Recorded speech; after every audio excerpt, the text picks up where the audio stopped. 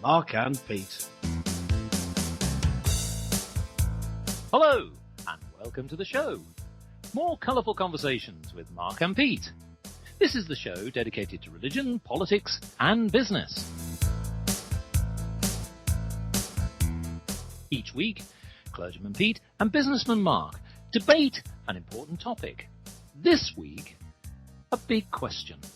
Have we devalued the high street?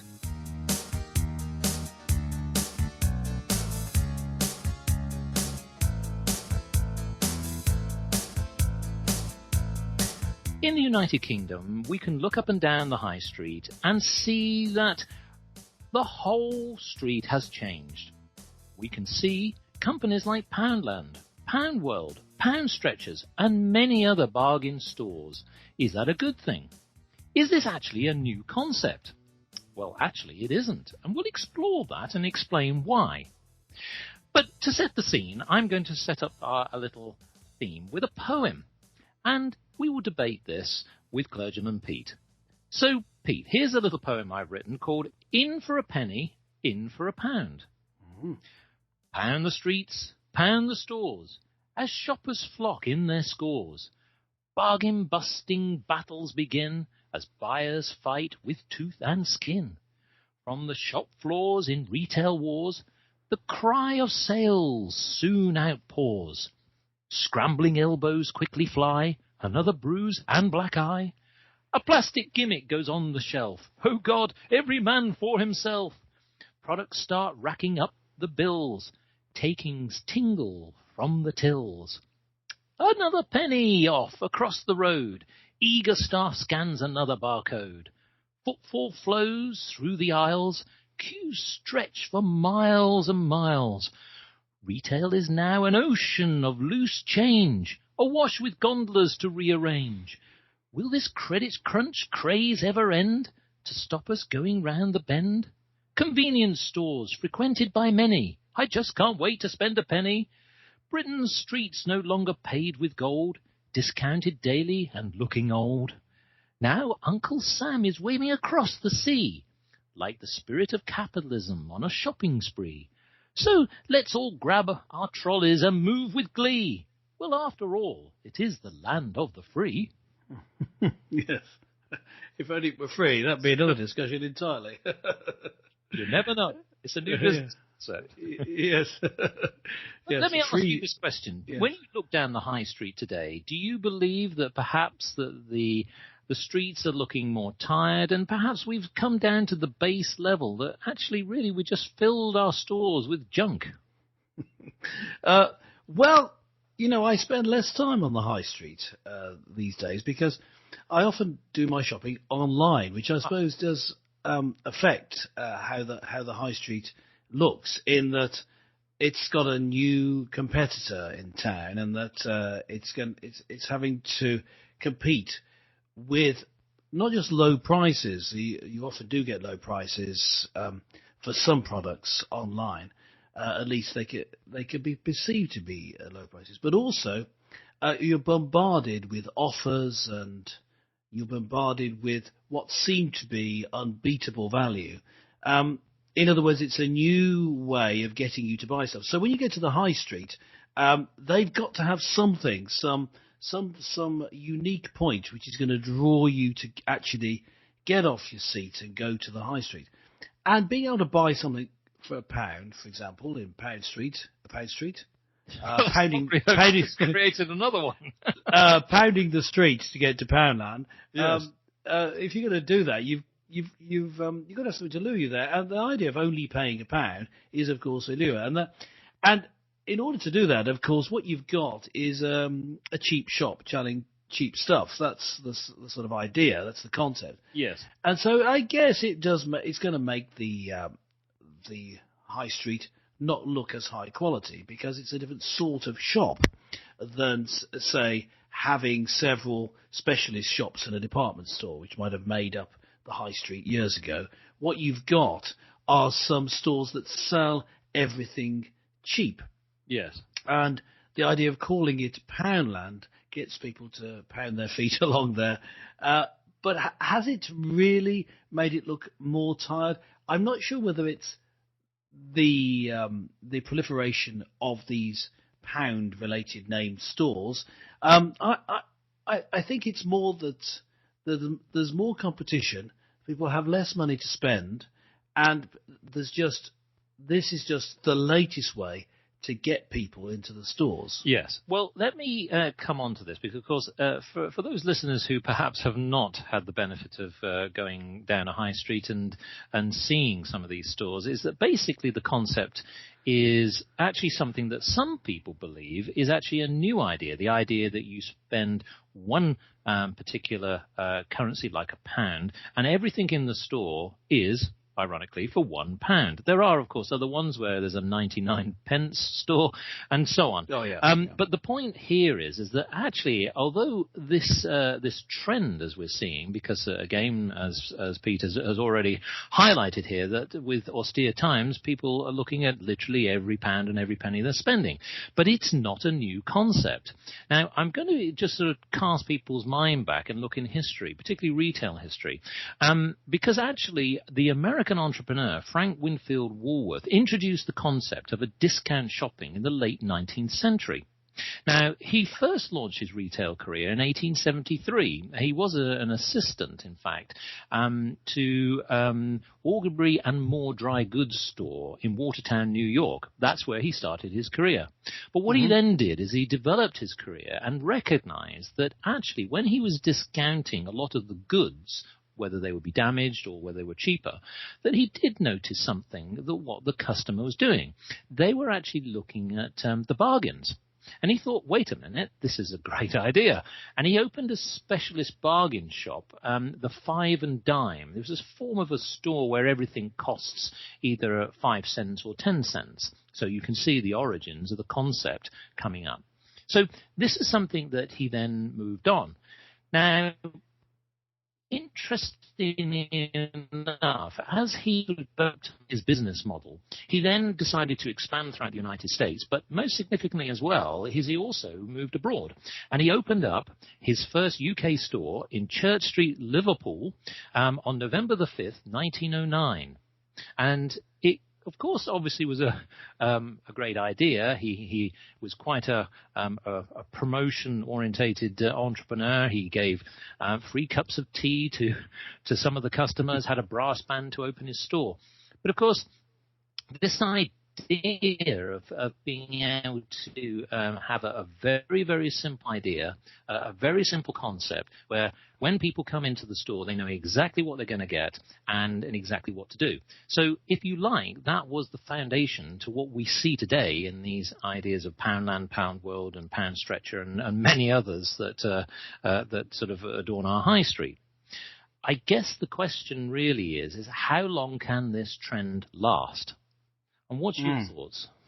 Well, I see it as a bit of a gimmick, calling it a pound store or pound stretcher or Poundland. But I think bargain stores are here to stay. In that, as you said, they've been around since Woolworths started up, and before that. So it's always been the case that you had specialist bargain stores because. People go looking for something cheaper, but tight on money. They want to go somewhere where they know they're going to get something cheap. But also, it's sort of like an emotional thing. You feel that you're being good, that you're not spending as much because you've gone to the cheap shop instead. Yes. So I could see that being here to say. The idea of calling it pound, I think that is a gimmick. But it's well, you say it's a gimmick because, interestingly, in the United States, again, a similar concept, albeit with a different name. There was a very successful store as a chain of stores called Dollar General. Strangely enough, everything is $1.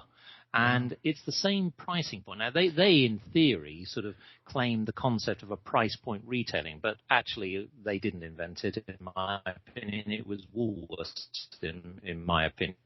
But this concept is not just unique to the United Kingdom, but I think that what's happening here is that people are just cashing in on a trend because of the economy that we're all experiencing today.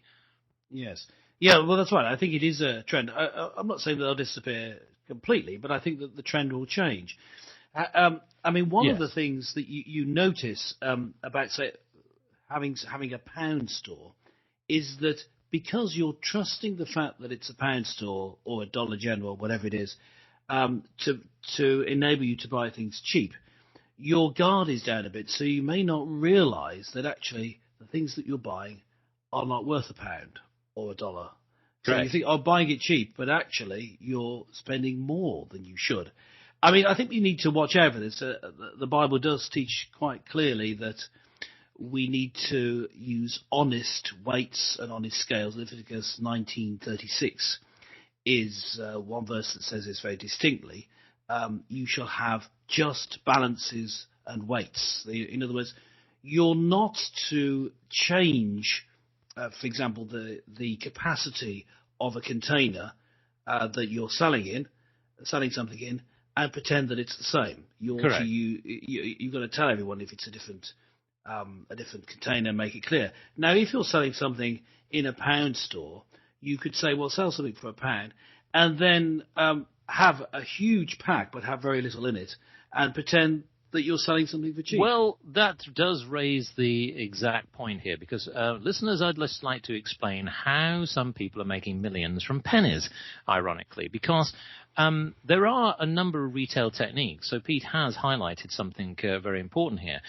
For any of our discerning buyers, they will notice that the technique is very simple. You buy in bulk. That's the key. That's the real strategy here. So there will be goods that perhaps will be a bargain, and there will be some that actually, ironically, fit within the dollar and or pound concept, but actually, ironically, you could buy the goods cheaper elsewhere. But essentially, the perception is you're getting a bargain.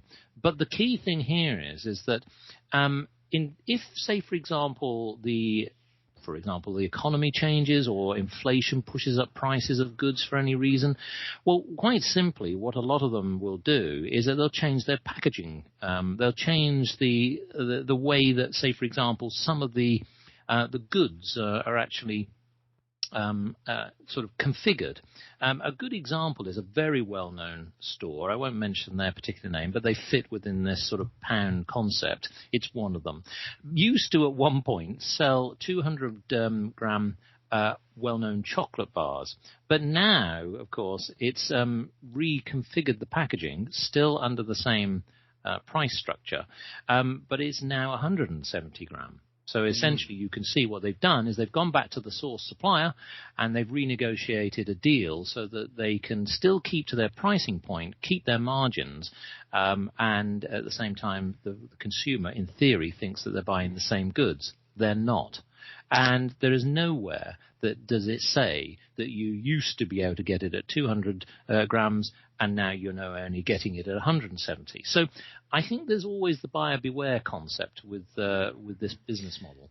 Yes, there is that point. But the thing about pound stores, I don't think that it need necessarily be the case that you're going there to get something cheap, because the other side of it is, of course, people buying things in bulk. They buy a few lines in bulk, and so you end up with things in that shop that you may have stopped having in other shops. And the times when I've gone to a pound store is usually because I'm looking for some small item. I can't see it in other shops, so I try there, because I know that they may well still have lines that have finished being displayed in other shops. And so it's a way of just, for example, getting small presents for Christmas. And your reason for going in there is, yes, because it's reasonably cheap, but also because they're randomly displayed. You're just looking for something. So you've got a display of lots of different things, and you may give you an idea. So I don't think it's just the price point, although, of course, that is the main selling point. But there are other parts to it as well. But what I would say is that I think that what's happened with the feeling that the country is going through a time of austerity, with there being huge debt, certainly in Britain, and of course it's the same over in the United States. If you're going to go to a shop, and going to a shop that obviously has its main feature being that it sells things cheap, it looks good in these times. It does. But if you go to more affluent times, when it's just conceivably possible sometime in the next 20 or 30 years we come out of recession. A little bit of sarcasm there, folks. But at some point we will come out of recession. I hope. We look forward to it. When that happens, or at least it's perceived we have, then you'll find that a lot of people won't want to be seen in stores that are perceived as being cheap. That's right. And then they might have their problems. So they'll have a smaller group from which to draw their clientele. And then I think that's when you'll see the bubble burst, or the number of these shops diminish.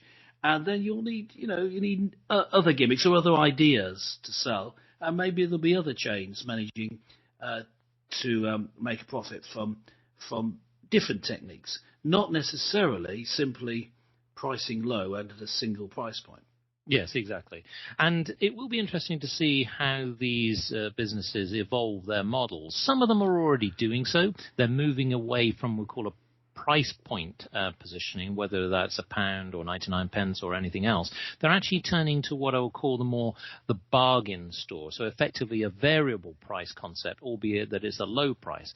I think a lot of the astute entrepreneurs that are running these retail operations have recognized that there will be in the near future, maybe another 3 to 5 years, but in retail terms that actually, it does seem like a long time, but you have to sort of evolve your business and get your distribution model right, and you've got to get your supplier base right. So there are a few people who are already starting to shift their tactics. So it will be interesting to see how things evolve.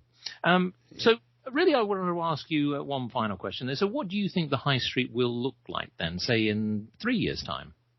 Well, I think that it could well be that the are more pound stretchers, more pound in a few years' time, because I think that there's going to be a greater tightening of the belt necessary over the next few years. I think that there'll be shops like Poundland. As to whether they're still using that idea of the pound, well, that's difficult to say, because I can see that we may well see a time of inflation, and we may well see a time where the value of each pound is too low. Yes. In order to use that. Like the manufacturers of penny chews found of old. Yeah. They're still trying to sell a penny chew when it cost 10p. Just didn't really wash. And in the same way, sadly, I think that even though the name may change, the actual policy of pricing things at a pound will have to go. And it already has gone, as you're alluding to. A lot of these stores already sell things that aren't a pound. Yes. Most of it is, but they've introduced the concept, it might not be a pound. There might be some other items, these special items. So I can see it going, simply just logic dictates it, because if a pound isn't worth enough, then you can't have that same business model. Yes, indeed. So listeners, what are your thoughts on this matter? Do you think that we'll see any change out of our pound stores? Well, let's see. Why not log on to www.markandpete.com and fill out the contact form. Let us know your experience of some of these stores. Yes, so join us again next time for more bargain banter with Mark and Pete.